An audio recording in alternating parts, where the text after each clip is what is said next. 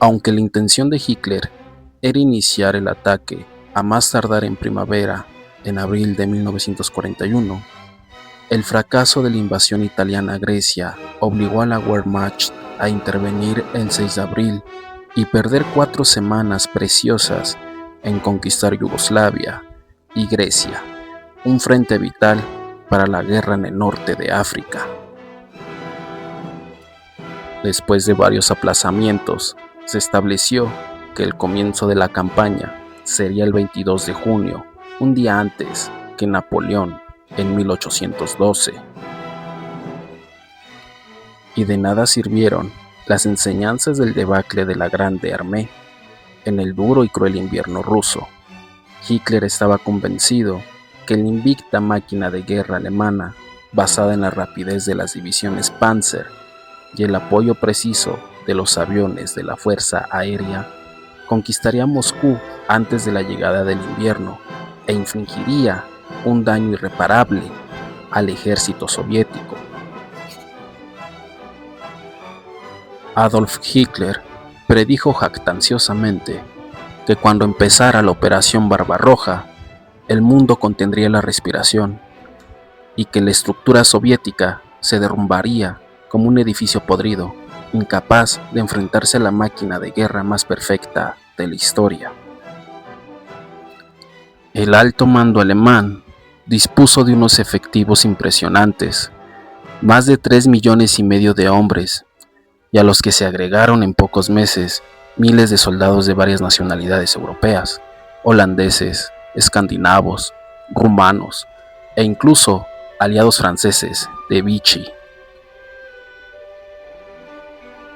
Y también los voluntarios españoles de la División Azul.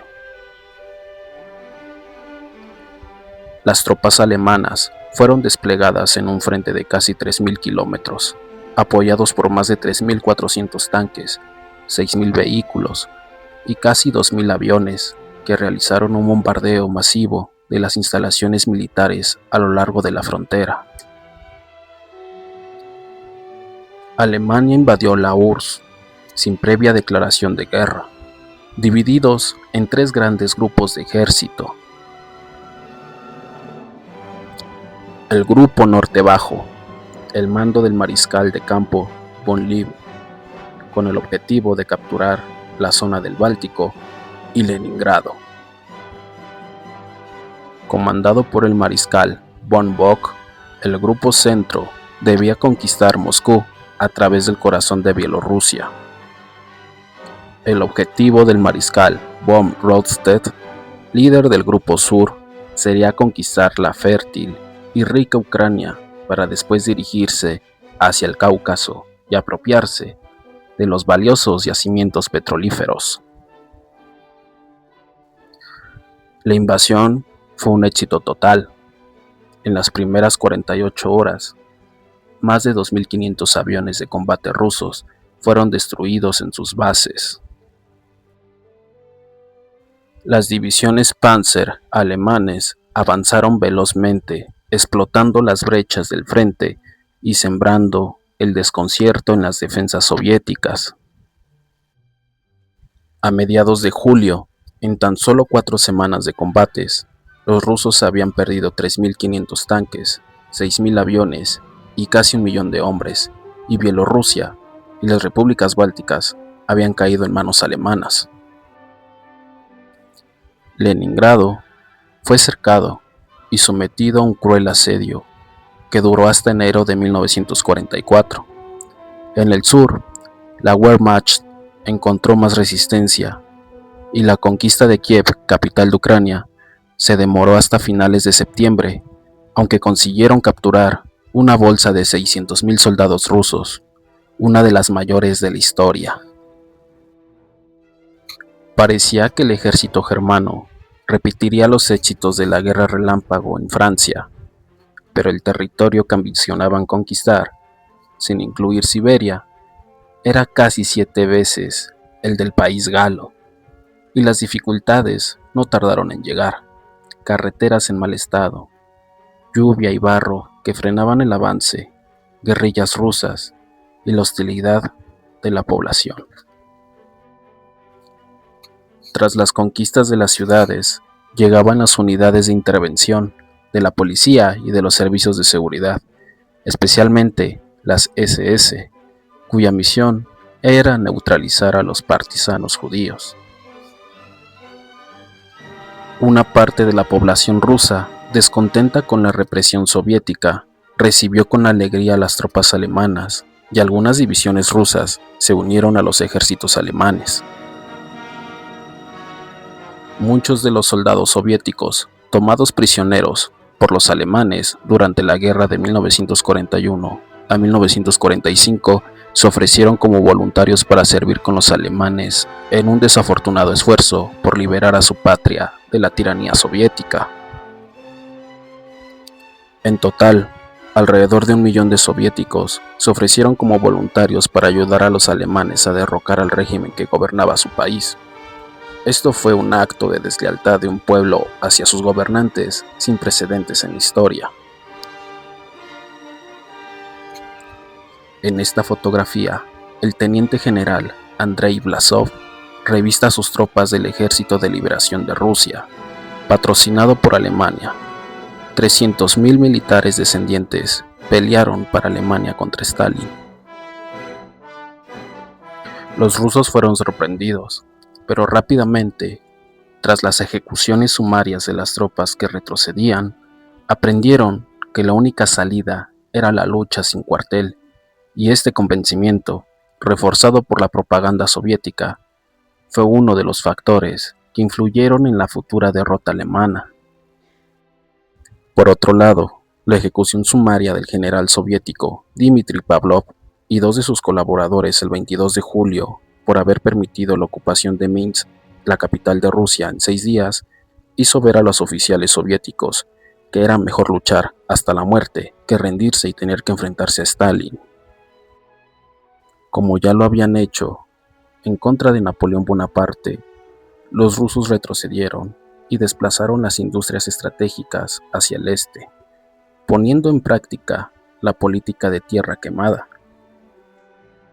Las líneas del aprovisionamiento alemán se alargaron cada vez más y se convirtieron en fácil objetivo de los ataques de la guerrilla.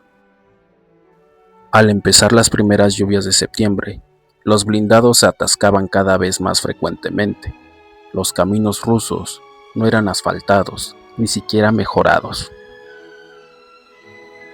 Un otoño muy lluvioso y la decisión del mando alemán de desviar el segundo grupo Panzer al frente sur para ayudar a conquistar Kiev retrasaron de nuevo unas semanas el ataque a Moscú.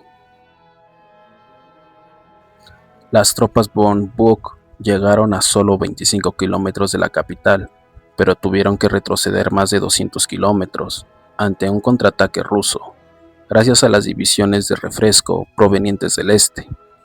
Para entonces, Stalin ya sabía que los japoneses no le atacarían. Es por eso que Hitler decidió posponer a la primavera de 1942 la conquista de Moscú, y la Operación Barbarroja agonizó. Desde la firma del acuerdo Ribbentrop-Molotov el 23 de agosto de 1939 hasta el 22 de junio de 1941, Joseph Stalin y Adolf Hitler fueron aliados formales como resultado del Pacto de No Agresión Germano-Soviético. Ambos dirigentes totalitarios eran conscientes de que el pacto de conveniencia aplazaba el inevitable enfrentamiento y les proporcionaba un tiempo precioso a Hitler para conquistar Europa Occidental y a Stalin para mejorar la industria militar y el ejército.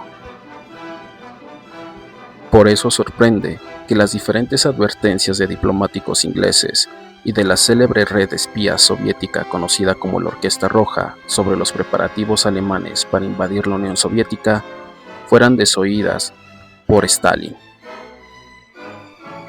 Solo se explica desde la mente paranoico conspirativa del líder comunista que creyó que era una trampa de los británicos y de algunos oficiales alemanes antinazis para provocar la guerra y la destrucción mutua de Alemania y la URSS. Stalin tampoco había tenido en cuenta los avisos del entonces neutral Washington, y eso, que los americanos ya habían tenido indicios de los preparativos en el segundo semestre de 1940, gracias a algunos oficiales alemanes en Berlín. Indicios que meses más tarde, en marzo de 1941, fueron verificados a través del espionaje que realizaban a las comunicaciones entre la embajada japonesa en Berlín y Tokio. Stalin, siempre desconfiado, incluso no creía en el aviso del periodista alemán afincado en Tokio, con el nombre Richard Sorge, el cual era un doble agente, espía soviético al servicio de la NKVD. De hecho, desestimó la advertencia de un oficial alemán que desertó a la URSS un día antes de la invasión. No olvides darle like al video y suscribirte al canal para seguir trayendo contenidos históricos como el que acabas de ver.